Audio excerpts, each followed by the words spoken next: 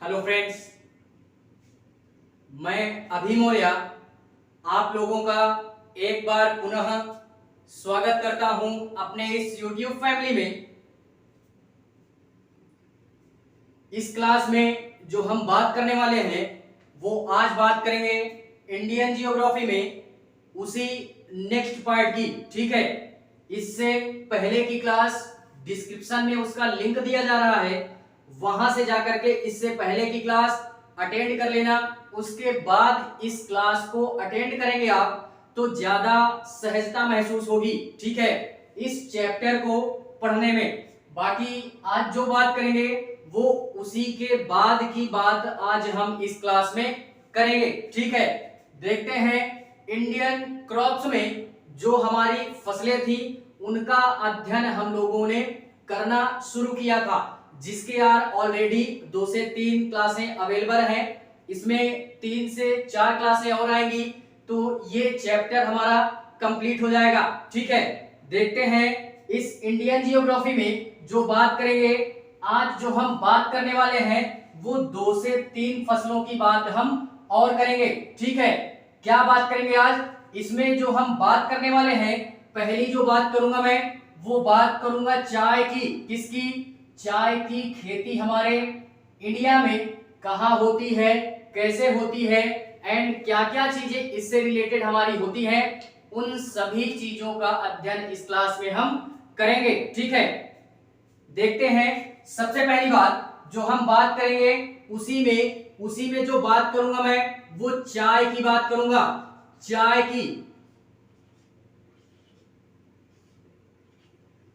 की बात हम करेंगे। देखते हैं ये चाय हमारी सबसे पहले कहां पे था, इसकी खेती सबसे पहले कहां हुई या किन स्थान में हुई, क्या इसकी कंडीशन है, उसको हम यहां पे देखते हैं। ठीक है, तो सबसे पहले ये जो चीन है हमारा, मूल रूप से या मूलतः अगर बात करूं मैं इसकी, तो सबसे पहले ये हमारा चीन में इसका प्रोडक्शन हुआ। कहां पे? चीन में। तो चीन का ये मूल फसल है। इसमें हम ये देखते हैं कि ये जो चाय होता है या यह जो चाय पत्ती वगैरह हमारी आती है ना, तो ये उसी की बात हम लोग कर रहे हैं। ये जो चाय होता है यह चीन का मूल फसल है। यह चीन का क्या है? चीन का मूल फसल है। मूल फसल है। क्या है? मूल फसल है, यानी इसकी खेती सर्वप्रथम इसकी खेती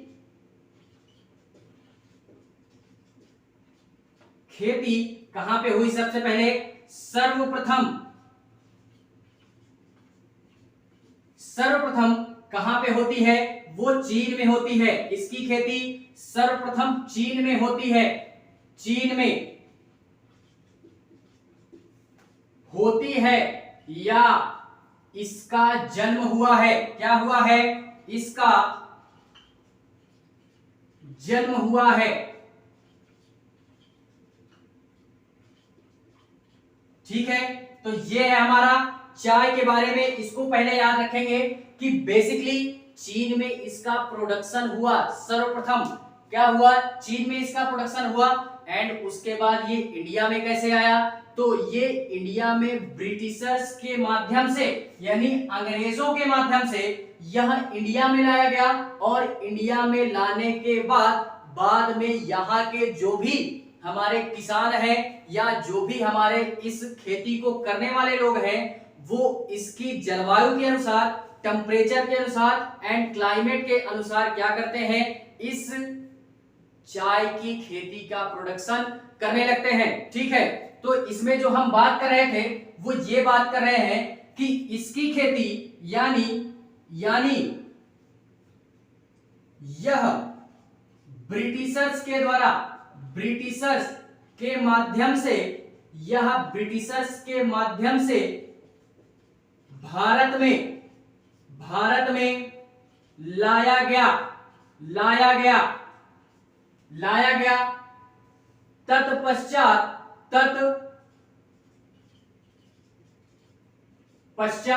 क्या हुआ? पश्चात इसकी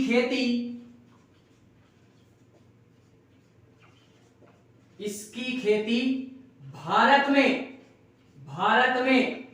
या भारत के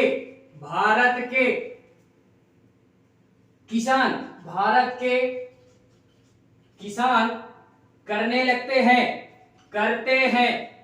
करते हैं या होती है। क्या होती है? होती है। यह ब्रिटिशर्स के माध्यम से भारत में लाया गया, इंडिया में लाया गया एंड इंडिया में इसके पश्चात क्या होती है, इसकी खेती इंडिया के जो भी फार्मर्स हैं वो यार करने लगते हैं। ठीक है। एंड इसी के बाद अगर मैं और बात करूं तो यह एक प्रकार की क्या है, प्लांटेशन एग्रीकल्चर के नाम से भी जानते हैं। क्या है ये? प्लांटेशन कृषि है हमारी, प्लांटेशन कृषि। इसको भी देखते हैं कि यह जो चाय होता है, यह जो चाय होती है यह एक प्रकार की क्या होती है? यह एक प्रकार की प्लांटेशन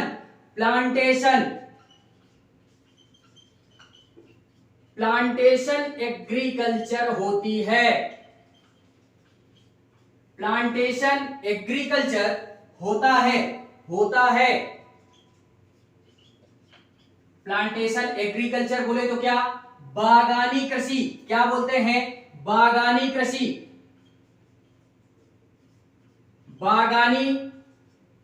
कृषि। इसको हम लोग बागानी कृषि या प्लांटेशन कृषि के नाम से भी जानते हैं। ठीक है।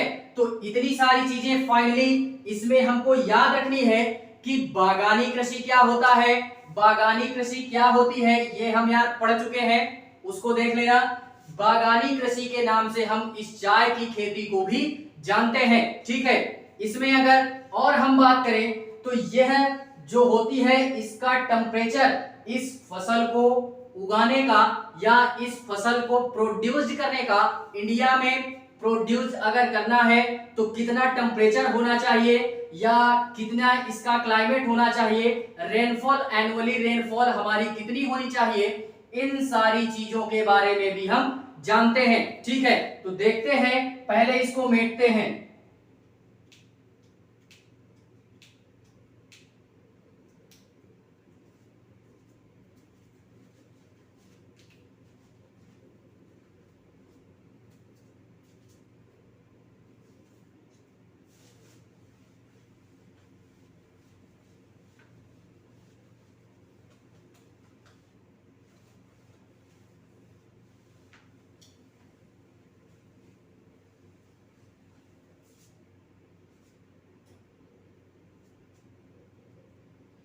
देखते हैं इसी में जो अभी मैंने बात की थी, क्या बात की थी कि चाय को प्रोड्यूस करने का, प्रोडक्शन ऑफ अ टी या produce to a T,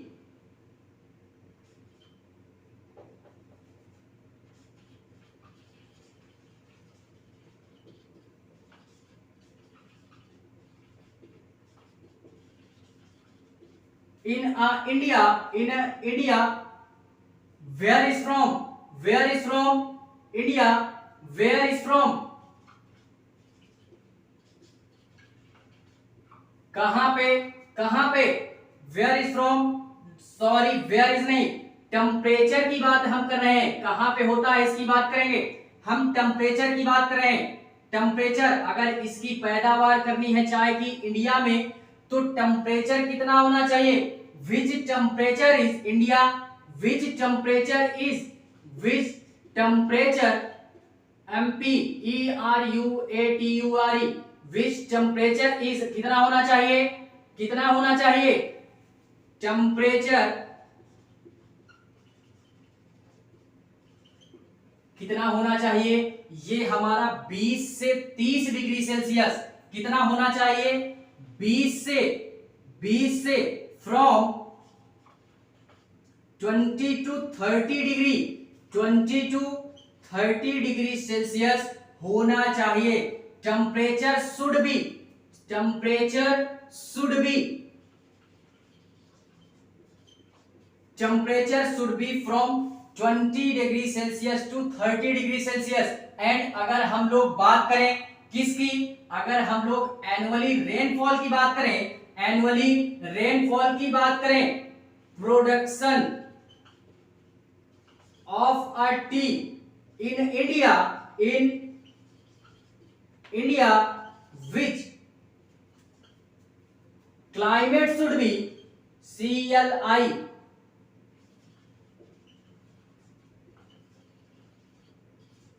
climate should be कितना होना चाहिए, या क्लाइमेट जो जलवायु हमारा वो कौन सी होनी चाहिए, कौन सी होनी चाहिए,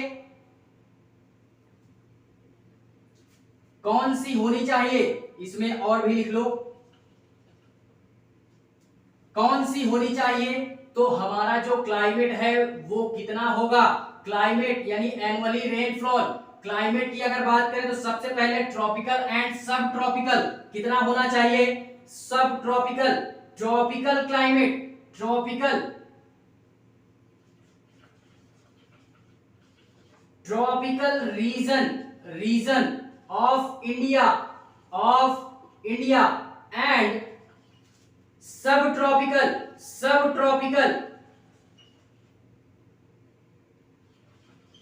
reason, sub tropical region of India, India of India या इन इंडिया, कितना सब ट्रॉपिकल रीजन ऑफ इंडिया।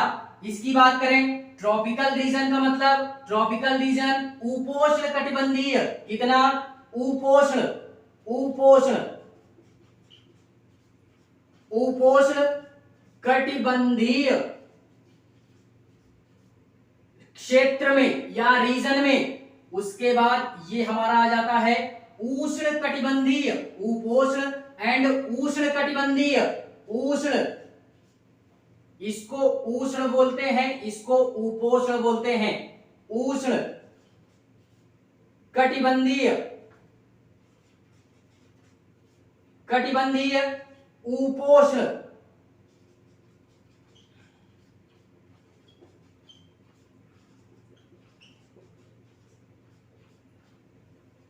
उपोष्ण कटिबंधीय, ये हमारी क्लाइमेट होती है।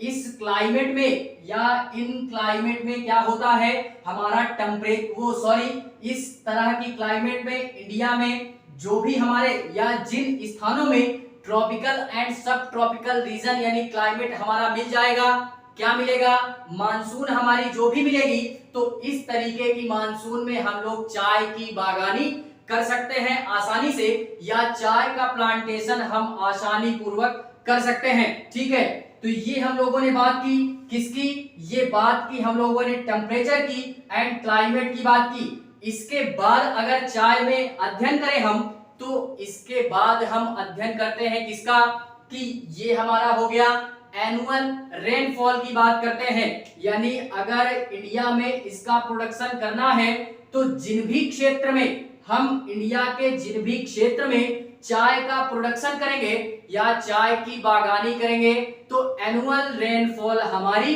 कितनी होनी चाहिए। तो सबसे पहली बात जो एनुअल रेनफॉल होनी चाहिए, production of T in India, annual rainfall is, इसको पहले देखते हैं,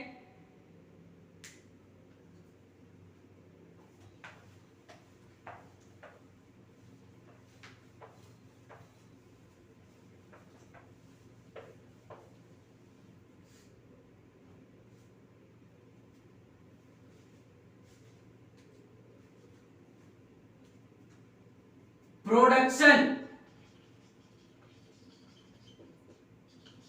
ऑफ इंडिया, प्रोडक्शन ऑफ या कुछ भी लिख सकते हैं, प्रोडक्शन ऑफ की क्या, T in India, in India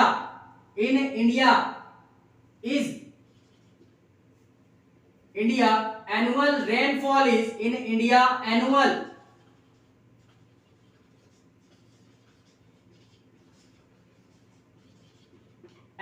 rainfall is कितनी, एनुअल रेनफॉल हमारा कितना होना चाहिए, एनुअल रेनफॉल हमारा कितना होना चाहिए, वो 150 से लेकर के 150 डिग्री सेंटीमीटर टू कितना 250 सेंटीमीटर हमारा क्या होना चाहिए, ये हमारा होना चाहिए।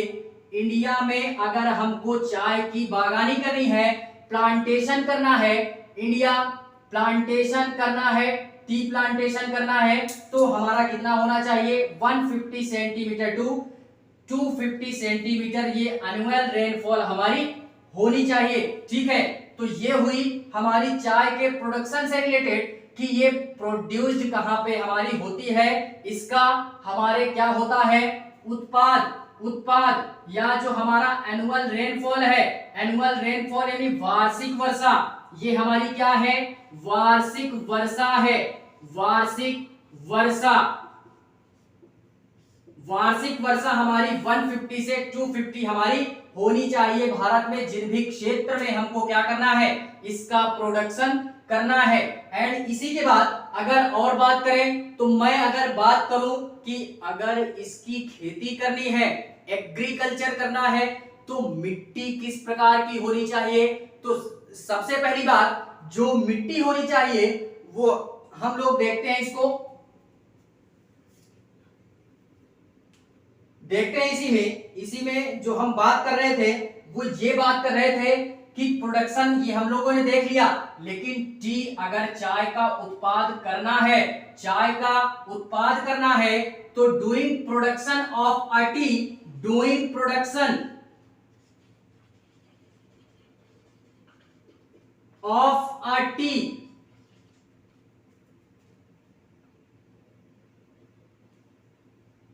Of a T is production अगर चाय का करना है तो मिट्टी कौन सी होनी चाहिए, विच soil is production is which soil is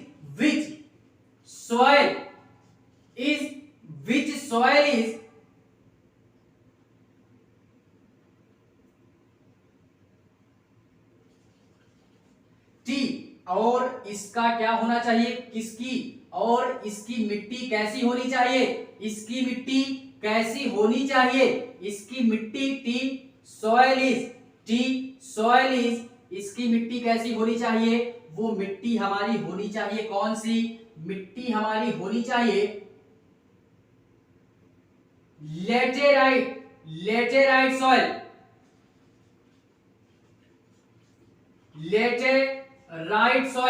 laterite soil हमारी होगी, लेटेराइट सॉइल हमारी होगी जिन भी क्षेत्रों में इंडिया के जिस भी क्षेत्र में, यानी इंडिया के जिस भी क्षेत्र में हमारी अगर लेटेराइट सॉइल पाई जाती है तो यार क्या होता है वहां पे हम चाय की खेती कर सकते हैं। लेकिन इसके साथ में बट क्या होना चाहिए, इसके साथ में, लेकिन इसके साथ में ह्यूमस आवश्यक है, ह्यूमस क्या है आवश्यक है। ह्यूमस बोले तो क्या, ह्यूमस बोले तो जीवाश्म क्या है आवश्यक है।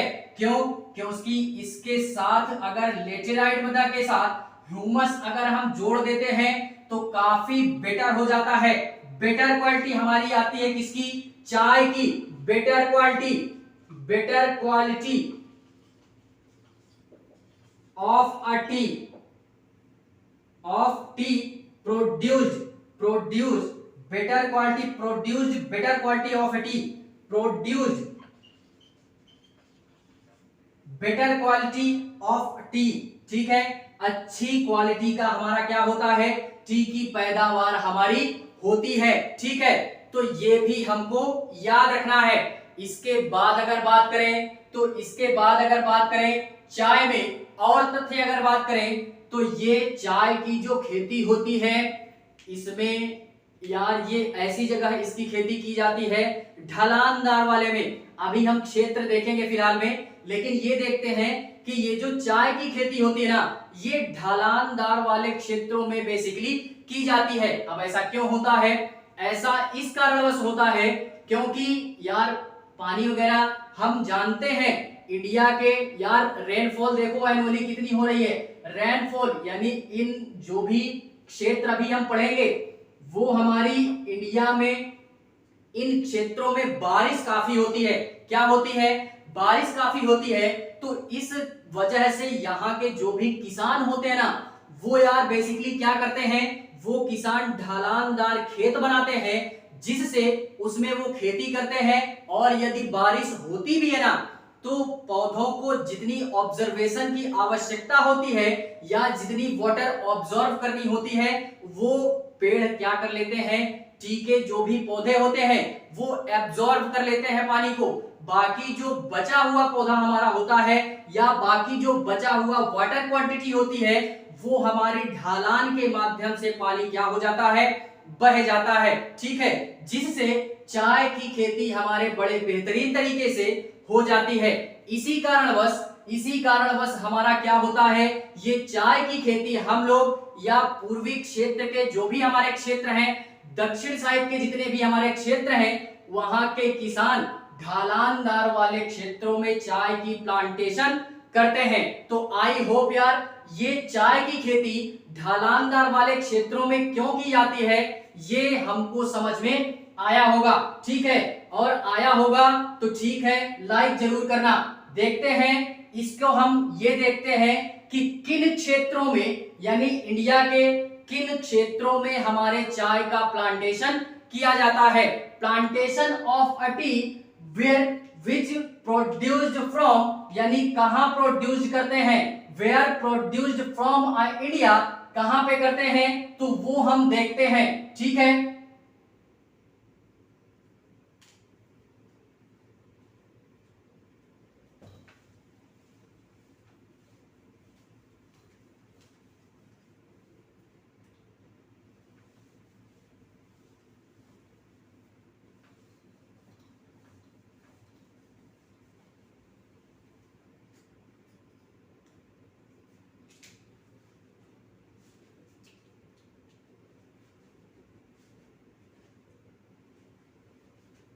देखते हैं इसी में चाय की प्लांटेशन हमारी किन क्षेत्रों में होती है, किन क्षेत्रों में होती है या कहां पे होती है। Where is produced from a tea, where is produced, where is a produced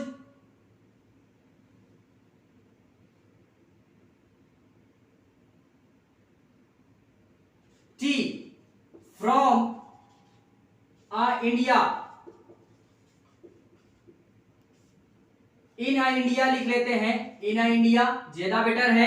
where is produced from tea in India, in T.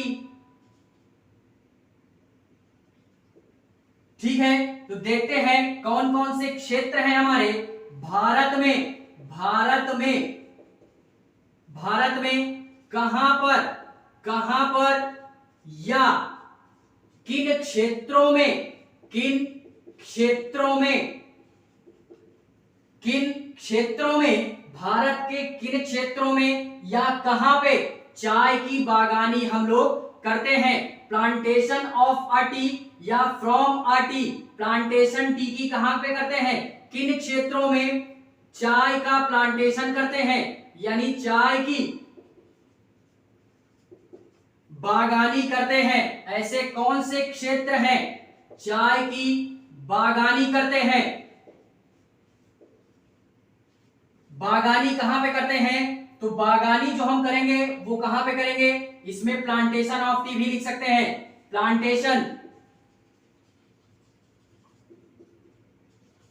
Of T, plantation of T भी हम लोग बोल सकते हैं। ठीक है, तो देखते हैं बागानी कहां पे करते हैं। तो सबसे पहली बात जो हम क्षेत्रों की बात करें, एरियाज की अगर हम बात करें, तो एरियाज हमारे कौन से हैं। सबसे पहली बात हमारा हो गया अरुणाचल प्रदेश, कहां पे, अरुणाचल प्रदेश, अरुणाचल प्रदेश। आसाम हो गया हमारा, आसाम हो गया। आसाम के बाद अगर बात करें, आसाम के बाद तमिलनाडु, तमिलनाडु भी बोल सकते हैं, तमिलनाडु। तमिलनाडु में बेसिकली कौन सा क्षेत्र, इसमें बेसिकली हमारा आता है, इसमें बेसिकली जो हमारा आता है वो कौन सा आता है तमिलनाडु में, Nilgiri areas, areas of Nilgiri, area of Nilgiri.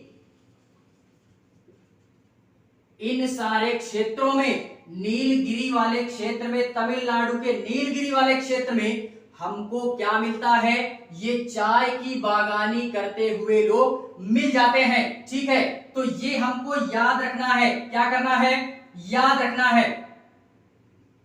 इसके बाद देखते हैं हम क्या देखते हैं, ये हमारी सारी चीजें हो गई चाय में। अभी तक हम लोगों को सारी चीजें समझ में आई होंगी, हम यही आशा करते हैं। ठीक है, हम यही आशा करते हैं कि I have understood from this class, ये टी से रिलेटेड सारी चीजें समझ में आई होंगी। बात करते हैं इसी में चाय से रिलेटेड, जो बात करेंगे वो ये बात करेंगे कि हमारे चाय का हेडक्वार्टर इंडिया में कहां पे है। चाय की जो भी बागानी का संस्थान है हमारा या हेडक्वार्टर है हमारा, वो कहां पे है, तो चाय का headquarter, produced of a tea plantation, headquarter is, या plantation of a tea, headquarter is plantation of tea, headquarter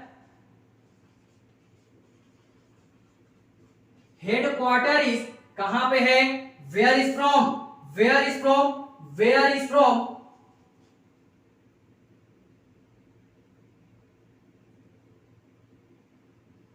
where is from कहां पे है, तो ये है हमारा कोलकाता में,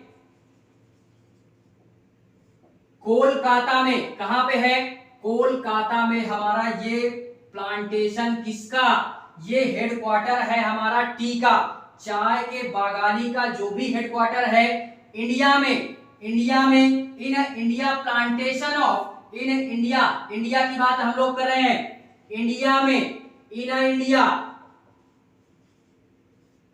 इंडिया की बात हम लोग कर रहे हैं। ठीक है, तो ये कहां पे है, इसका हेडक्वार्टर कोलकाता में है। तो फाइनली इतनी सारी चीजें हम समझ गए होंगे।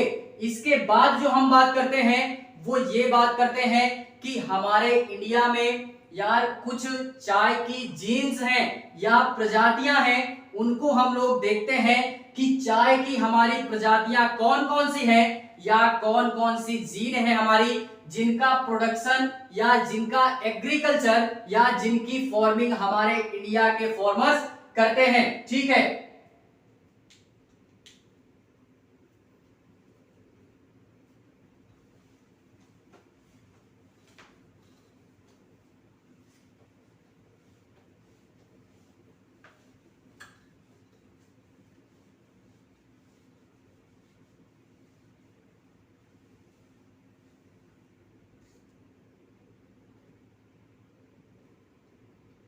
देखते हैं इसी में चाय की जो भी हमारी प्लांटेशन है उसकी जीन्स ऑफ देखते हैं, jeans of T in India, in India कितनी, भारत की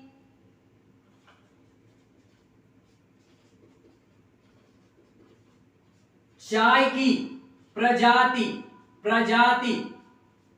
कौन कौन सी है ये देखते हैं, प्रजातियां हमारी कौन कौन सी हैं। तो सबसे पहली बात प्रजाति की बात करें तो हमारा आता है असमिया, असमिया या आसमिका,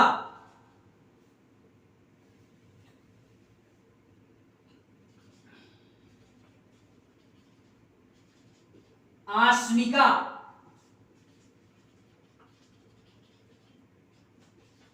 आसमिका या इसको हम आसमिया भी बोलते हैं, आसमिया भी बोलते हैं। ठीक है, एंड इसके बाद और क्या बोलते हैं, ये हमारी एक प्रकार की प्रजाति होती है। ठीक है, क्या होती है, प्रजाति होती है जो कि आसाम क्षेत्र में देखने के लिए मिल जाती है। किन क्षेत्रों में, आसाम वाले क्षेत्रों में, आसाम वाले क्षेत्रों में ये प्रजाति हमारी पाई जाती है। आसाम वाले क्षेत्र में, आसाम वाले क्षेत्र में यह प्रजाति पाई जाती है, पाई जाती है। ठीक है, तो एक प्रजाति ये हुई एंड सेकेंड प्रजाति है हमारी, सेकेंड प्रजाति जो कि आसाम, दार्जिलिंग या उत्तर पश्चिम क्षेत्र में मिलता है, वो हमारी प्रजाति कौन सी है, वो प्रजाति कौन सी है, तो वो भी यानी कौन सी प्रजाति है, चीनी और बोहिया के नाम से भी जानते हैं। क्या बोलते हैं, चीनी और बोहिया। ठीक है, तो ये भी हमारा आसाम में कहां पे पैदावार होता है, इसका प्रोडक्शन कहां पे होता है, प्रोडक्शन इज इसका कहां पे होता है, तो वो होता है आसाम में, आसाम में या दार्जिलिंग में, दार्जिलिंग और उत्तर पश्चिम एरियाज, क्या उत्तर पश्चिम बंगाल वाले क्षेत्र में, पश्चिम बंगाल वाले क्षेत्र में ये हमको जीन देखने के लिए मिल जाती है। ये जीन चीनी और बोहिया नामक जीन हमको देखने के लिए मिल जाती है। तो फाइनली अगर हम लोग बात करें तो यार हम लोगों ने इंडिया में जो भी जीन्स है हमारी, किसकी, प्लांटेशन ऑफ टी की या टी की जो भी हमारी प्लांटेशन है, इसको भी हमको याद रखना है। आसमिया हो गया, आसमिका या आसमिया भी बोलते हैं, आसाम वाले क्षेत्र में ये प्रजाति पाई जाती है। एंड दूसरी प्रजाति है हमारी चीनी और बोहिया, जिसका प्रोडक्शन हमारे इंडिया में अगर होता है तो ये हमारी जो प्रजाति है आसाम, दार्जिलिंग या पश्चिम बंगाल वाले एरियाज में देखने के लिए हमको मिल जाती है। ठीक है, तो फाइनली ये चाय से रिलेटेड जो भी हम लोगों ने फैक्ट पढ़े या जो भी कॉन्सेप्ट हमने पढ़ा, ये सारे कॉन्सेप्ट हमको यार ऑलरेडी समझ में आया होगा। बाकी जो अब हम बात करते हैं वो नेक्स्ट की बात करते हैं। नेक्स्ट हम लोग बात करते हैं कि नेक्स्ट हमारी क्रॉप्स इंडिया में कौन सी होती है। ठीक है,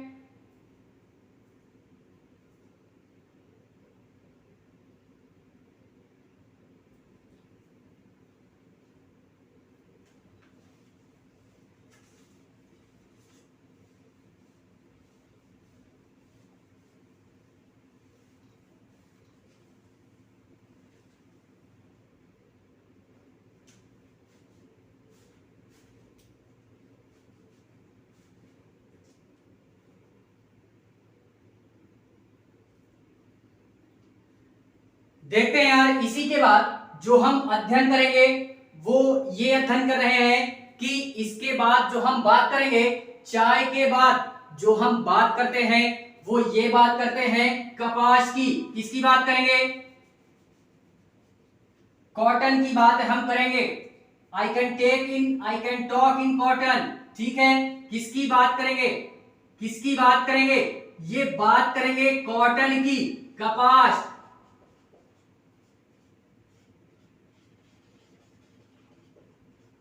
कॉटन की बात हम करेंगे। ये पहली बात, कपास होता क्या है, तो कपास वगैरह हम लोग जानते हैं, आप बेसिकली जानते हैं, इसको बताने की आवश्यकता नहीं है। डायरेक्टली हम यही बोलेंगे कि कपास वगैरह, इसको मैं ये बोलता हूं कि डायरेक्टली हम ये देखते हैं कि इसका प्रोडक्शन हमारे कहां पे होता है फिलहाल में। ठीक है, तो प्रोडक्शन हम इसका देखते हैं, production of A cotton India is, production of cotton in India, India कहां पे होता है, production of A cotton in India, India कहां पे होता है, इंडिया इज कहां पे होता है। तो सर्वप्रथम जो हम बात करेंगे वो अपने बातों को आपके समक्ष जो हम रखने का प्रयास कर रहे हैं वो ये बात करेंगे कि हरियाणा हो गया, हरियाणा, हरियाणा के बाद क्या हुआ, हरियाणा के बाद हमारा हो गया कौन सा, गुजरात, गुजरात हो गया, क्या हो गया, गुजरात। गुजरात के बाद महाराष्ट्र, महाराष्ट्र, महाराष्ट्र के बाद मध्य प्रदेश,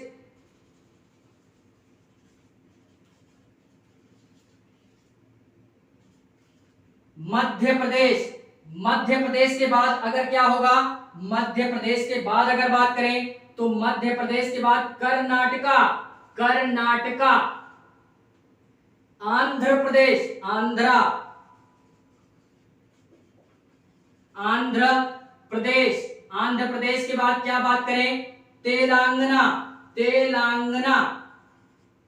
ईजे सेक्टर डालो, ऐसे बहुत सारे क्षेत्र हैं, फिलहाल में इतना याद करो पर्याप्त है, इतना याद करो पर्याप्त है कि इन सारे क्षेत्रों में कपास की खेती हमारे बड़े ही बेहतरीन तरीके से इंडिया के किसान हमारे करते हैं। ठीक है, तो ये हमारा कौन कौन सा जहां पे प्रोडक्शन होता है, तो पहला हो गया हरियाणा, गुजरात, महाराष्ट्र, मध्य प्रदेश, कर्नाटका, आंध्र प्रदेश, तेलंगाना जैसे क्षेत्रों में हमारे क्या होता है, कपास की खेती हमारे की जाती है। ठीक है, उसके बाद जो हम बात करते हैं वो ये बात करते हैं कि यह एक प्राचीन पौधा है, एक प्राचीन पौधा है।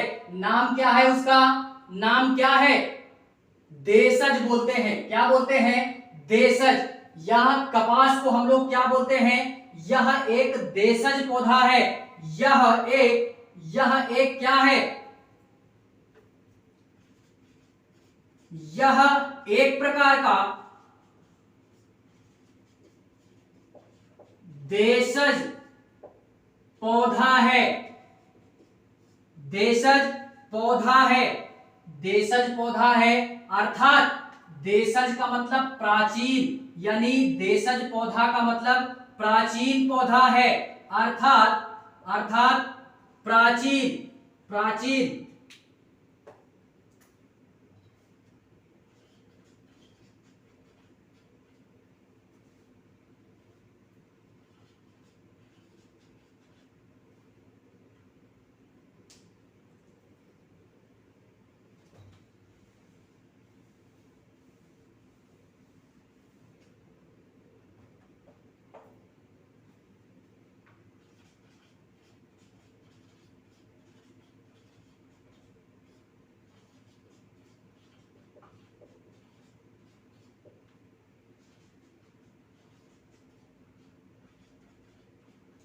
देशज पौधा है अर्थात प्राचीन, प्राचीन पौधा है। क्यों, बिकॉज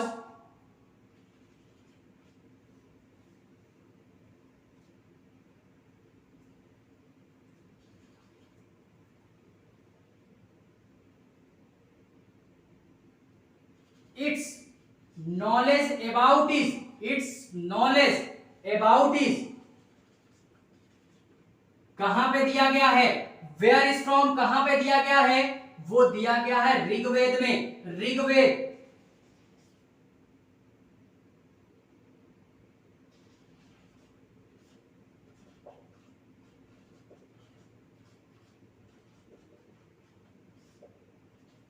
ऋग्वेद में हमारा क्या दिया गया है, दिया गया है कि यह एक प्रकार का क्या है, प्राचीन या देशज पौधा है। ठीक है, तो फाइनली इतनी सारी चीजें यार हमको याद हुई होंगी, इतनी सारी चीजों से हमारा जो भी मस्तिष्क है वो हमारे ज्ञान से क्या हो गया होगा, प्रकाशित हो चुका होगा अभी तक। तो हम यही आशा करते हैं कि आपके दिमाग में जो भी अंधकारमय ज्ञान था वो प्रकाशमय ज्ञान से भर गया होगा। ठीक है, तो इसके बाद जो हम बात करेंगे वो बात करते हैं इसी कॉटन में कुछ अन्य फैक्ट की बात हम करते हैं।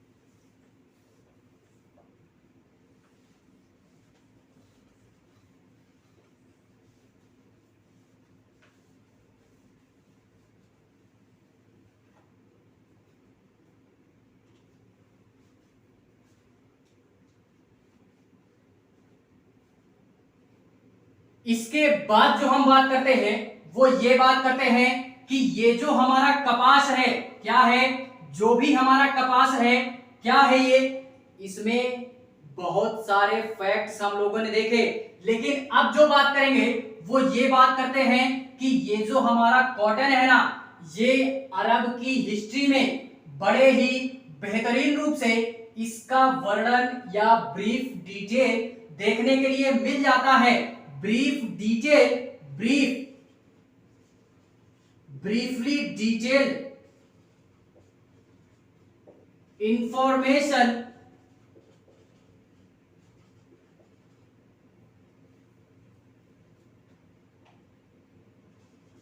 ऑफ अरब हिस्ट्री इज, अरब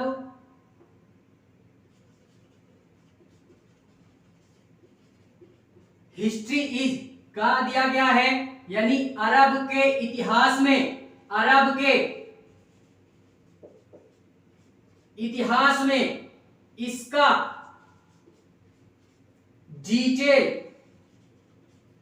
इसका डिटेल वर्णन मिलता है, वर्णन मिलता है कि यह जो कपास है, यह जो कॉटन है, यह एक प्राचीन पौधा है। क्या है? प्राचीन पौधा है। कहां पे मिलता है? अरेबियन हिस्ट्री में देखने के लिए मिल जाता है। कहां पे? अरेबियन हिस्ट्री में इसका अध्ययन हमको डिटेल मिलता है। तो ये भी हमको क्या करना है? याद रखना है। एंड अगर और बात करें तो यार ऐसे कई सारे लोग हैं या ऐसी कई सारी जानकारियां हैं जहां से हमको ये पता चलता है कि ये जो है कॉटन है हमारा, इसकी एक प्रजाति होती है संकर प्रजाति। क्या होती है? संकर प्रजाति। संकर प्रजाति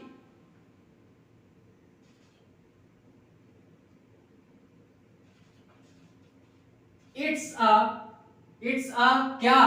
it's a gene of a T. अगर इसके प्रजाति की बात करें तो संकर जीन क्या आता है? संकर जीन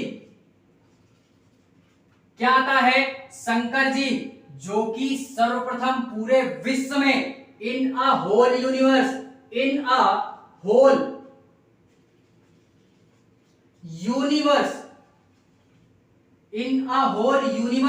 पूरे विश्व में India is a first position in a production of a gene. India is a INDIA, India is the first position, first FRIST, first position. India is the first position in a gene, in और of the gene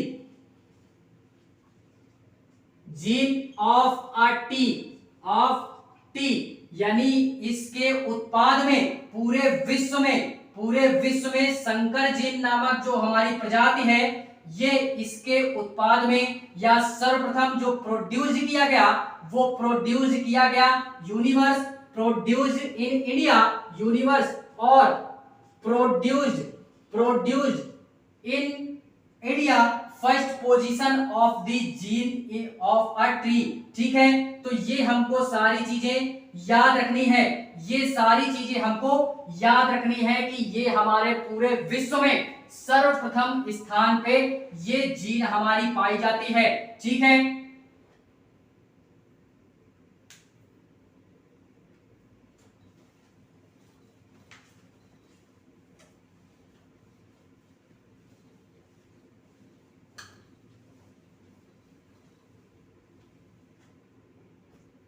अभी जो मैंने बोला उसी को हिंदी में लिखते हैं कि यह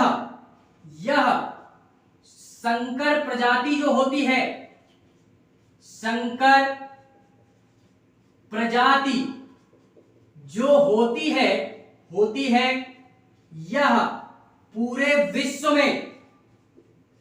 पूरे विश्व में क्या होता है, पूरे विश्व में भारत के उत्पाद में,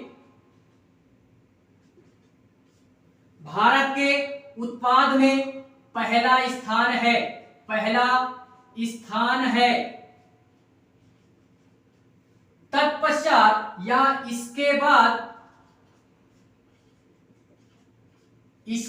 क्या होता है कि इसके बाद अन्य जो कंट्रीज हैं, इसके बाद अदर कंट्रीज जितनी हैं हमारी,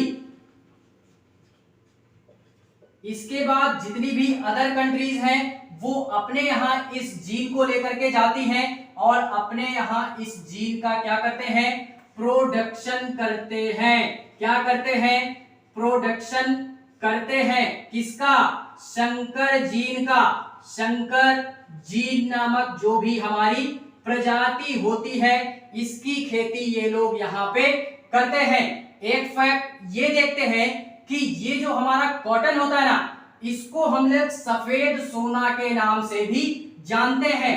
इट्स आल्सो नोन एज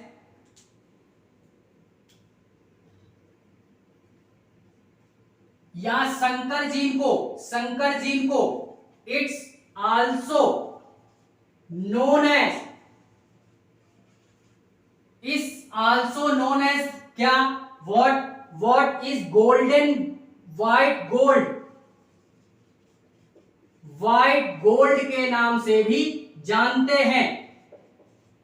सफेद सोना, इसको हम लोग सफेद सोना के नाम से भी जानते हैं। ठीक है, सफेद सोना के नाम से भी जानते हैं।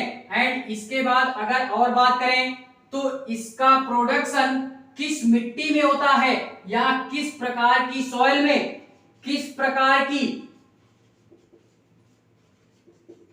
मिट्टी में, किस प्रकार की मिट्टी में प्रोडक्शन होता है, प्रोडक्शन हमारा होता है, तो वो हमारी होता है ब्लैक सॉइल में। किसमें, ब्लैक सॉइल ऑफ इंडिया।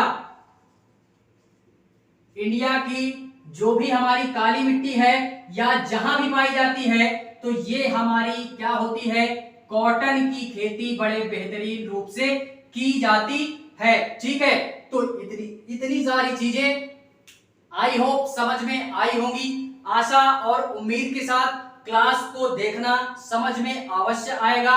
और हाँ, एक बात जरूर बोल रहा हूं कि जितने भी स्टूडेंट हैं यार, उनको लग रहा है कि अगर नहीं फंसेगा तो 80% की गारंटी है इंडियन जियोग्राफी में कि 80% क्वेश्चन आपके फंसेंगे। पूरी की पूरी इंडियन जी को अगर कंप्लीट हो जाती है तो इन्हीं सारी क्लासों को बार बार पढ़ना और रिवीजन करना, तो ये हमारी 80 से 85% क्वेश्चन मेरी क्लास से फंसेंगे ही फंसेंगे। ये गारंटीड है। पिछले साल के क्वेश्चन वगैरह उठा लेना यार, ये गारंटीड है। बाकी क्लास अच्छी लगे लाइक करना, सब्सक्राइब करना और हाँ, इस क्लास को अपने दोस्तों तक शेयर जरूर करना। ठीक है, मिलते हैं इसी के नेक्स्ट पार्ट के साथ एंड नेक्स्ट टॉपिक के साथ। तो तब तक के लिए बाय, गुड नाइट।